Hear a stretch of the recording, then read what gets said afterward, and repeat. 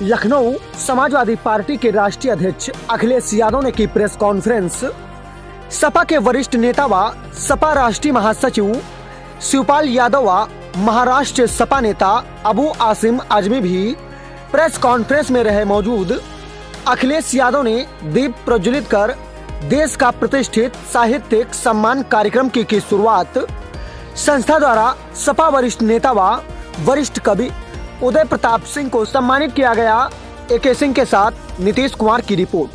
के साथ साथ अभिभावक भी रहे।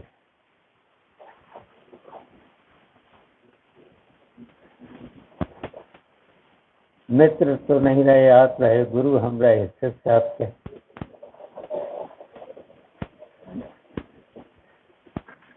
तो बहुत आपके साथ रहे, बहुत लंबे पल भी रहे और जहाँ तक नेताजी भी उसी कॉलेज में पढ़े भी थे, आपने पढ़ाया भी था, फिर उनके भी गुरु रहे आप और फिर हमारे भी गुरु रहे। और गुरु के साथ साथ आपने जब पढ़ाया, आपने जो शिक्षा दी और उसी शिक्षा की वजह से आज हम जिस स्थिति में हैं, आपने जो अनुशासन सिखाया था,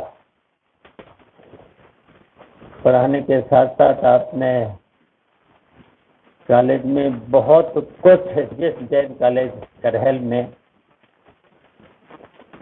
खेलकूद में भी आप बहुत हम लोगों को सिखाने का काम करते थे। और कविताएं तो अक्सर हम लोग सुनते ही थे।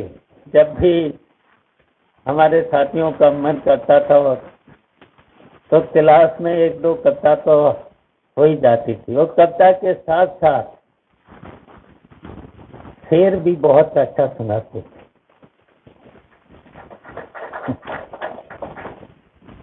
तो इस तरीके से बहुत कुछ आपके साथ सीखा है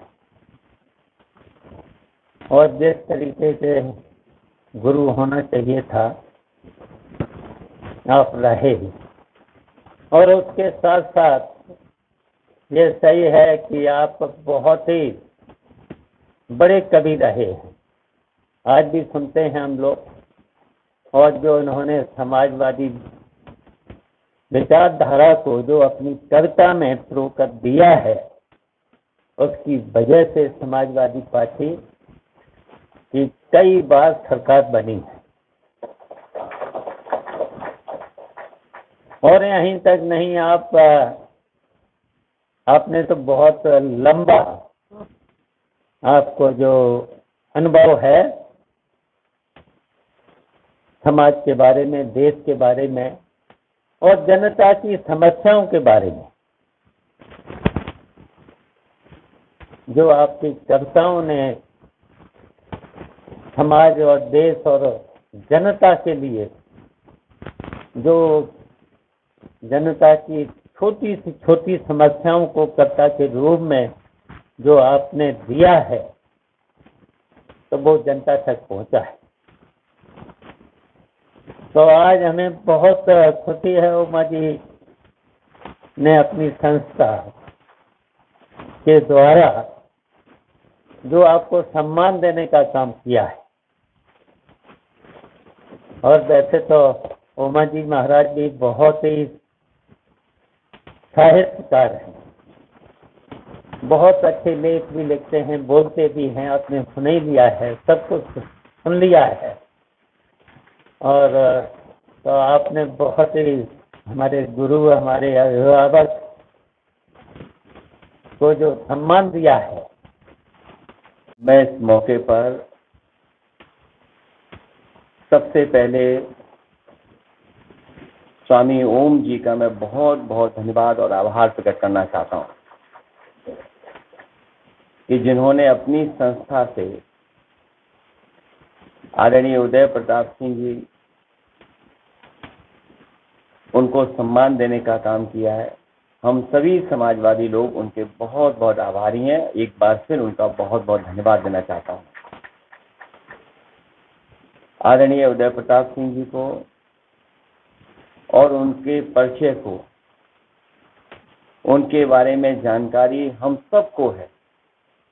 यहाँ जितने हमारे पत्रकार साथी हैं, समाजवादी साथी हैं, उन्होंने जहाँ पार्टी के कई कार्यक्रमों में सुनने का भी मौका मिला होगा और बहुत सारे महत्वपूर्ण जो कवि सम्मेलन हुए हैं उनमें भी सुनने का मौका मिला होगा। इधर जो समय बदला है और जो यूट्यूब सोशल मीडिया आया है उसके माध्यम से भी बहुत सारे साथियों को आदरणीय उदय प्रताप सिंह जी की बहुत पुरानी कविता, बहुत पुराने कवि सम्मेलन भी सुनने को मिले होंगे।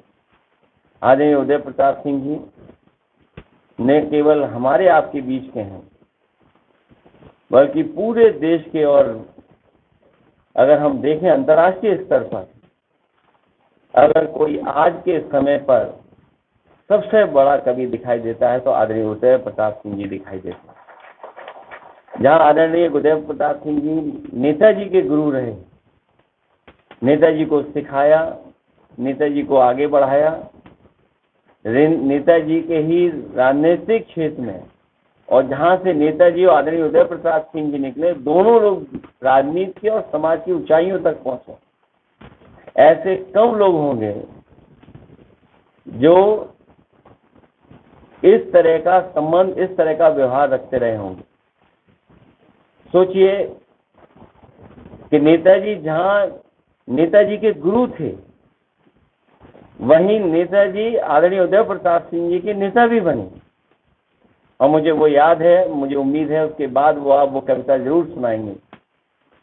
एक कविता आपने मंच से सुनाई थी नेताजी के बारे में और अपने संबंधों को लेकर, एक पेड़ को लेकर के। आज उसी की इच्छा है वो आप बाद में सुना दीजिए।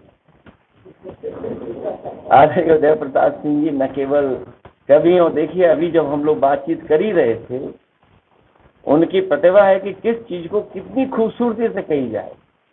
कवि का हुनर, कवि का टैलेंट यही है, कोई साधारण बात को भी कितना एक्स्ट्रा ऑर्डिनरी बना दें और अपनी कविता से न जाने कितने लोगों को मोटिवेट करते हैं। जहां हम समाजवादी लोग समय समय पे उनकी कविता से इंस्पायर होते हैं। जो कविता उन्होंने कभी पढ़ी होगी और उस कविता का महत्व आज भी है उतना ही जितना उस समय रहा होगा। और मुझे याद है एक त्योहार के समय पर जब मुझे पूरे देश के नेताओं को सम्मान देना था और उनको अपनी तरफ से शुभकामनाएं देनी थी, तो उस समय मैंने बहुत सोचा कि मैं क्या शुभकामनाएं दूं और क्या उस कार्ड में लिखूं जो देश के सभी नेताओं तक बात पहुंच जाए। आदरणीय उदय प्रताप सिंह जी को याद होगा, मैं मुख्यमंत्री था जब कार्ड में सब जगह बांट रहा था, भेज रहा था। उस समय कार्ड पे मैंने वही कविता आपकी लिखी थी कि ना तेरा है ना मेरा है, हिंदुस्तान सबका है। और ये वो कविता उस समय भेजी थी और आज भी उस कविता का महत्व बनता है।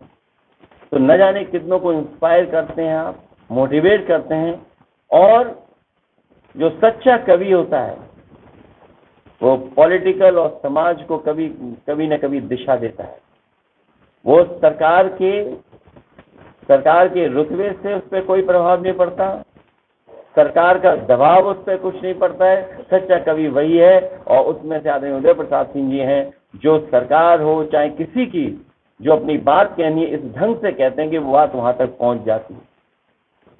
आदरणीय उदय प्रताप जी का सम्मान आपने किया। मैं आपकी संस्था से जुड़े आदरणीय ओम स्वामी जी के सभी को धन्यवाद देता हूँ जिन्होंने एक बहुत बेहतरीन डॉक्यूमेंट्री बनाई, बहुत लंबी डॉक्यूमेंट्री है। मैं अपने जो सोशल मीडिया के लोग हैं जो देखते हैं पार्टी का काम, उनसे कहेंगे कि इनकी पूरी की पूरी डॉक्यूमेंट्री हमारी पार्टी के पेज पे भी चली जाए, जिससे बहुत से लोगों को सीखने और समझने का मौका मिल जाए।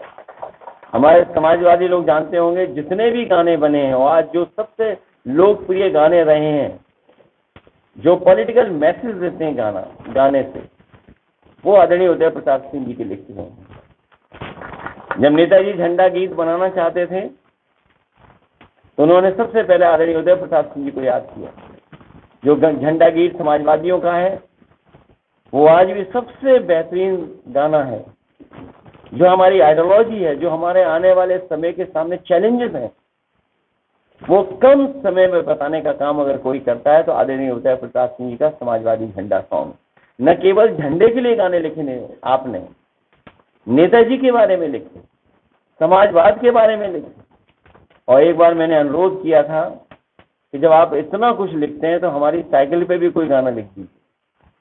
तो पुराने समाजवादियों को पता होगा, जिन्होंने कभी सुना होगा, 2012 से पहले हम लोगों ने एक साइकिल पर भी गाना बनाया था। साइकिल भी है खूब सवारी, दाम दे काम दे भारी। वो गाना अगर किसी ने साइकिल पे लिखा था तो आदरणीय उदय प्रताप सिंह लिखा था। कभी कभी हम लोग भी उनसे चैलेंजिंग काम करवा लेते हैं, क्योंकि जिस समय चुनाव होने जा रहा था, देश का बड़ा चुनाव, पॉलिटिकल पार्टीज अपना कोई ना कोई गाना बनाते हैं। उस समय कांग्रेस पार्टी ने एक बहुत AR रहमान का कोई कॉपीराइट लेकर के गाना बनाया था।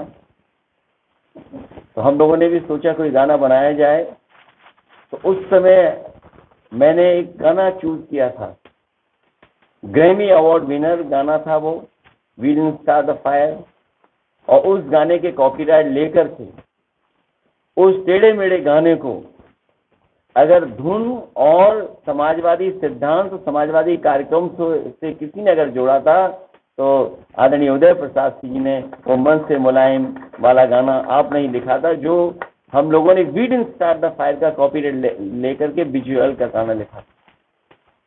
तो एक तो प्रोग्रेसिव है, इंस्पायर करते हैं, मोटिवेट करते हैं, और जो भी चैलेंजेस हैं अगर हम लोग कभी उनसे राय मशवरा लेना चाहें तो उन चैलेंजेस को कैसे पूरा किया जाए उसके लिए भी हमारे ये मददगार बनते हैं। आदरणीय उदय प्रताप सिंह जी का स्वास्थ्य बेहतर रहे, इसी तरह हम लोग को गाइड करते रहें। जिस तरीके से इन्होंने हमेशा पार्टी को, नेताजी को, हम लोगों को रास्ता दिखाया, उसी तरीके से हम लोगों को भी और आशीर्वाद देते रहें, यही हमारी कामना है। इन्हीं शब्दों के साथ आपने जो सम्मान प्राप्त किए हैं, बहुत सम्मान प्राप्त किए हैं, हम लोगों को कभी मौका मिलेगा तो और इससे भी बड़ा सम्मान देने का काम हम लोग करेंगे।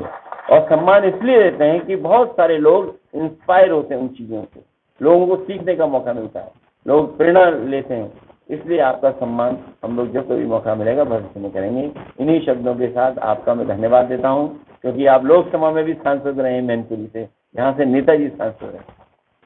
इसलिए आज के समय पर धोखा दे रहे हैं आप अपनी इमेज चमकाने के लिए सोचिए, इमेज चमकाने के लिए। दुनिया में वो भी घटना हुई है साइंटिस्ट के साथ, अगर जान चली गई, किसी धार्मिक संस्था ने जान ले ली, सजा सुना दी, जब उस धार्मिक स्थान को ये पता लगा कि ये साइंटिस्ट सही था, 400 साल बाद माफी मांगी थी। क्या ये सरकार माफी मांगेगी इस बात को लेकर के? क्योंकि हर कुंभ 144 साल बाद होता है। जो नक्षत्र, जो प्लैनेट्स की जो पोजिशनिंग है वो हमेशा सेम होती है, और ना जाने कब से हो रहा है कुंभ, क्योंकि इनके पास मशीनरी, अगर आप कोई बात कहोगे तो इनके पास मशीनरी है, वो इस्तेमाल करते हैं मशीनरी का। हम लोग तो केवल सावधान कर रहे हैं, ये लोग रहेंगे तो देश बर्बाद हो जाएगा। केवल यूपी का बजट नहीं, दिल्ली का भी बजट ऐसे ही निकल गया, मायूसी लेकर के चला गया। जब उन्हें पता लगा कि मायूसी आ रही है, इससे कोई जनता को लाभ नहीं पहुंचा, तो सोचिए कौन सा बिल लेके आए, वक्फ का बिल लेके आए, जिससे जनता का ध्यान हटाते। क्या मिला बजट से, यूपी को क्या मिला सोचिए आप। इस सरकार का भी ये सेकंड लास्ट बजट है, और 40 लाख करोड़ का हिसाब ही नहीं दे रहे हैं, वो वेबसाइट ही बंद है। 40 लाख करोड़ के जो MOU कोई देखना चाहे तो वेबसाइट ही बंद है उसकी, इन्वेस्टमेंट क्या क्या आया है। हमारे मुख्यमंत्री जी को अधिकारी बेवकूफ बना रहे हैं, उसके लिए बहुत बहुत बधाई उनको।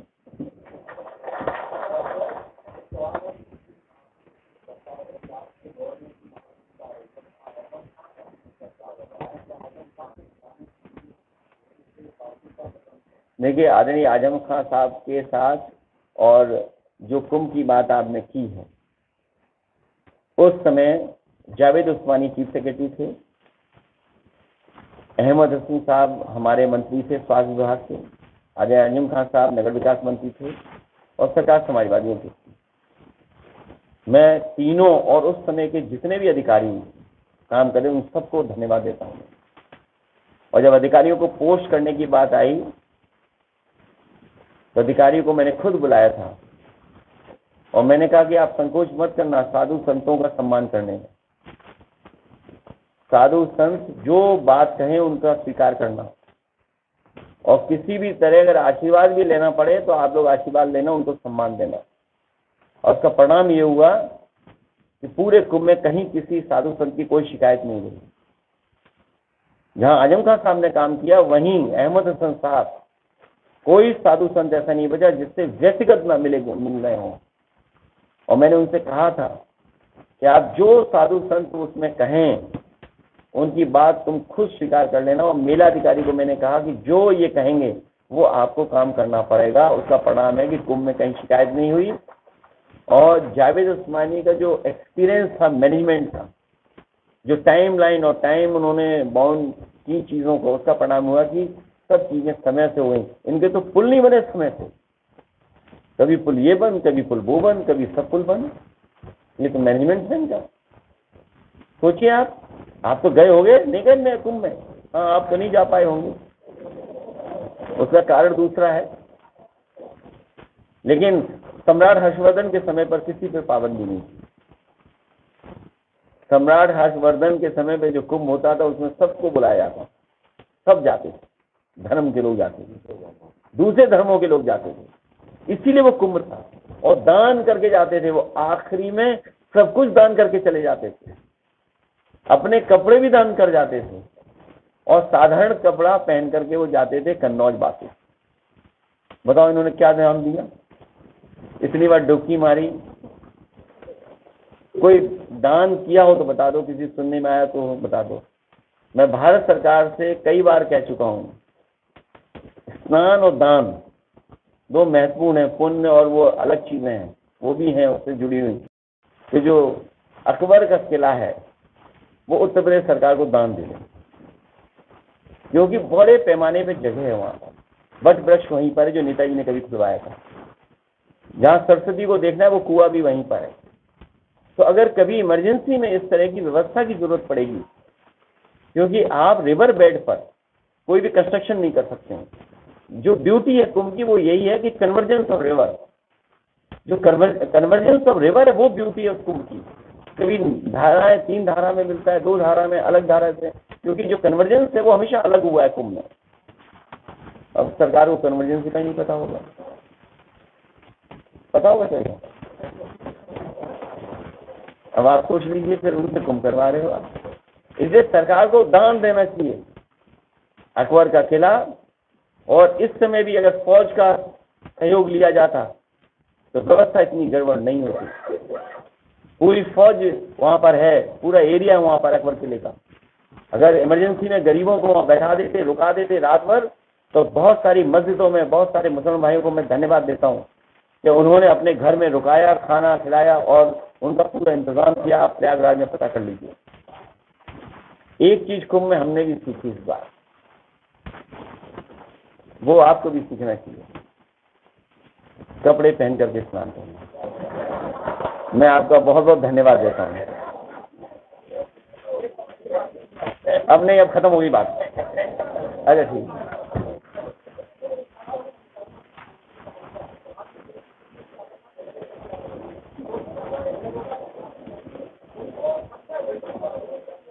देखिए, ये सरकार अन्याय कर रही है।